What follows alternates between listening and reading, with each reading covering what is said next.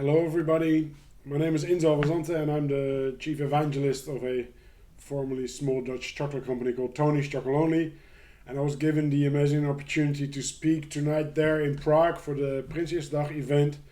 But unfortunately I came down with a bit of a flu myself, as you might hear in my voice.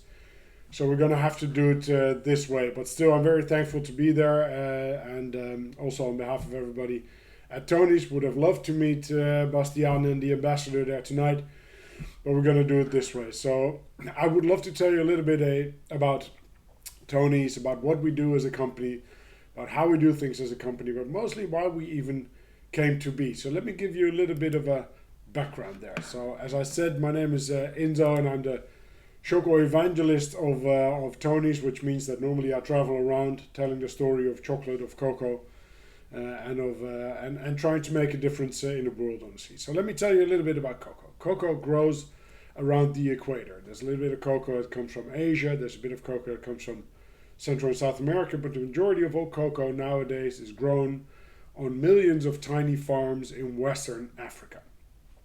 So that is one side of the value chain. The other side of the value chain is billions of consumers who just want to be able to eat a full bar of chocolate every single day in their life. But in the middle of that value chain, there's only a handful of companies that actually produce chocolate from cocoa. So these are the big industrials like Cargill, Callebaut, and the better known brand names like Mars, Hershey's, Mondelez, Meiji, Nestle. And it's in their interest that the price of cocoa remains low. And in our opinion, that price is inhumanly low. Because how does that look? Of a bar of chocolate that's sold on the shelves for, say, €2.80, not much more than 15 or 16 cents actually goes to the farmer that grows that cocoa. And that means that in the end, the average cocoa farmer in Ivory Coast and his or her family members live of about 72 euro cents available income per person per day. And that is way below the living income level that's stated slightly over 2 euros per person per day. But it's also way below the extreme poverty line of €1.79 per person per day. We think that value chain is very unequally divided. Now, how does that look? Two countries in Western Africa, Ghana and Ivory Coast, produce about 60% of all cocoa in the whole wide world. And that is grown on about 2.5 million farms. And I say about because these farmers don't happily go to the Chamber of Commerce to enlist themselves. But Tulane University did research there. It's about 2.5 million farms in Ghana and Ivory Coast alone that grow cocoa. And on those farms, there's 2.3 million children that work there, of which 90% work under illegal circumstances. So that means that these kids walk around with big sharp machetes or work with chemicals or heavy machinery. And in the very worst case, at least 30,000 children are subject to something that can be considered modern slavery. So these are children doing unpaid, illegal, and forced labor, often outside of their family environments. Now, when you realize that in 2001, a protocol was signed by all of those big chocolate companies promising to eradicate the worst forms of child labor from their value chains within 5 years' time, you would think you're there. But unfortunately, the Harkin and Engel protocol that they signed was and is a so-called non-binding agreement. And non-binding agreements don't get you anywhere. And it shows because now, almost 20 years later, none of the goals in the Harkin and Engel protocol have been achieved. In 2005, there was a Dutch television show called the Keuringsdienst van Waarde that looks into the it's an investigative journalistic program that looks at the reality behind some of the, let me put this diplomatically, nonsense in the world of food marketing. And the journalist Teun van de Keuken was shocked when he realized that after 5 years' time, almost at the end of that first streak of the protocol, nothing had changed in the cocoa industry. Nothing had been done towards change. But Teun, being a television journalist, had an issue because none of these big players wanted to speak to him on camera. So Teun came up with a smart move. Teun bought 10 different bars of different brands of chocolate, of which he was sure that somewhere in the value chain there had been forced child labor. And he took a bite of each and every of those chocolate bars and he called the international alarm number, 112. And he said, I want to turn myself in as a chocolate criminal. Why, they asked. He said, well, according to international law, if you're aware of criminal activities in the value chain of a product that you buy, you make yourself complicit to those criminal activities. So, Teun reasoned, by buying and consuming chocolate of which I know that there's forced child labor in there, I make myself complicit to financing this modern form of slavery. And that is illegal, so you have to come and arrest me. Long story short, Teun wasn't arrested, so Teun had a court case set up against himself. And in the end, the judge said, Mr. Van de Keuken, morally you're completely right, but legally I can't prosecute you. So in the end, Teun didn't have the court sentence that he was looking for, and he didn't have the interviews that he was looking for. So he said, you know what, I'll start my own little chocolate company. Tony's Chocolonely. Tony's the international name for Teun, and Chocolonely for his lonely battle in the chocolate industry. And a small company was born, but with a huge mission to not only make our own chocolate 100% slave-free, but to make all chocolate worldwide 100% slave-free. Sorry for that. Now, we've grown quickly since then. We've become market leaders in the Netherlands, and we're now available all across Europe and in the US and the UK. We recently launched in New Zealand, Taiwan, Mexico, so we can almost say we're a global brand. And we became market leaders in the Netherlands in a very short time frame. But we still really hold on to that belief of a small startup, scale-up company, which means flexible and a high opportunity for growth.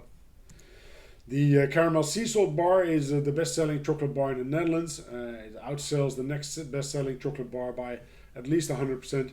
So we're really happy with that invention. Anyway, so how do we think we can reach that humongous vision of 100% slave-free chocolate worldwide? The very first step is to create awareness. Create awareness amongst chocolate consumers about the bitter reality that still exists in the world of cocoa today. Because we're convinced that when chocolate consumers, chocolate fans, and retailers simply hand in hand ask more questions about what they put in their shopping basket or what they put up on their shelves, that these producers of those goods will have to start feeling the pressure and will change their ways. Now, what are the kind of consumers that we are looking for? Those are the people that we call our serious friends. So those are the people that not only buy our chocolate because they simply like our chocolate, which is fine in itself, not just buy our chocolate because they want to support our mission, but those people that actively spread that mission amongst friends and family. Now, the next step in our strategy is that we want to show the industry that chocolate can be made in a different way, in a more social way, in a more sustainable way, in our opinion, simply in a better way, by showing the industry that it can be done within their economic business model of being a normal commercial business. So what does that mean? We say we use 5 sourcing principles, or simply put, our recipe for slave-free cocoa, of which the most important one is to have full traceability in your value chain. So we now work with more than 6,500 farmers in Ghana and Ivory Coast directly that are united in 7 cooperatives to buy those cocoa beans directly from those cocoa farmers, to build long-term relationships directly with those cocoa farmers. And why is that so essential? Because by having that direct relationship, we can pay a higher price, a fair price, the actual living income, reference price as we call it, to those farmers. So that means that on top of the market price, we pay an additional fair trade premium, and on top of that fair trade premium, we pay an additional Tony's premium to bridge that gap towards that living income reference price. We also help those farmers increase the quality and productivity on their farms, and we help those cooperatives to have a stronger stand in the middle of that value chain that I just described. And those 5 sourcing principles we share open source online with the whole rest of the industry. Why? Because the last step in our strategy is that we want to inspire other organizations to also take their responsibilities. Simply blatantly copy our business model, or hopefully even improve on our business model. Now, really proud to say that last year the biggest retailer of the Netherlands, Albert Heijn, joined us in the Tony's open chain platform, also thereby committing to using those 5 same sourcing principles. And both our chocolate and the chocolate of Albert Heijn is made by Barry Callebaut. So this is really changing that system from within. Now, we could have become an NGO, we could have become an activist. We became a commercial chocolate company trying to change that industry from within. Because some people might call us a social enterprise, but I actually believe that we are a normal enterprise. We should be mainstream what we are doing, and we should consider the other organizations that are financially successful but don't take their responsibility for the planet and society around them, that maybe they are anti-social, asocial enterprises. I'm not sure. We always say we're crazy about chocolate, but we're serious about people. And we're pretty damn crazy about chocolate. I mean, 15 years ago there were 4 types of chocolate in the Netherlands. White, milk, dark, and something with nuts sprinkled into it. We now have about 25 to 30 different recipes, rotating recipes, seasonal recipes. So we're pretty crazy about chocolate. But we're serious about people. And in our list about serious about people, number 1, which is slightly narcissistic, but we put our own team. Because we're convinced that we can only reach that humongous mission of 100% slave-free chocolate by having the most committed and inspired and engaged team you can imagine. So when you work at Tony's, in your contract, it specifically says that you can bring home as much chocolate as you can physically carry. And now that we're all homebound, we actually get sent a stack of chocolate each and every week to our homes. What else? As a company, we have unlimited holidays because we simply believe everybody will get their job done because we're so committed. Anyway, so we try to make this working on such a serious subject as fun as possible. And that made us Employer of the Year in the past in Holland already. And we're hoping to keep winning that prize every year. So we're serious about people and serious about our own team. On number 2 in that list, obviously those 6,500 farmers that we built those long-term relationships with. Number 3 in that list, consumers. Number 4 in that list, the retailers, the people that actually are our customers that buy our bars. So those are all the retailers in the Netherlands, that Waitrose in the UK, Whole Foods in the US, etc. And number 5 in that list of serious about people is our suppliers.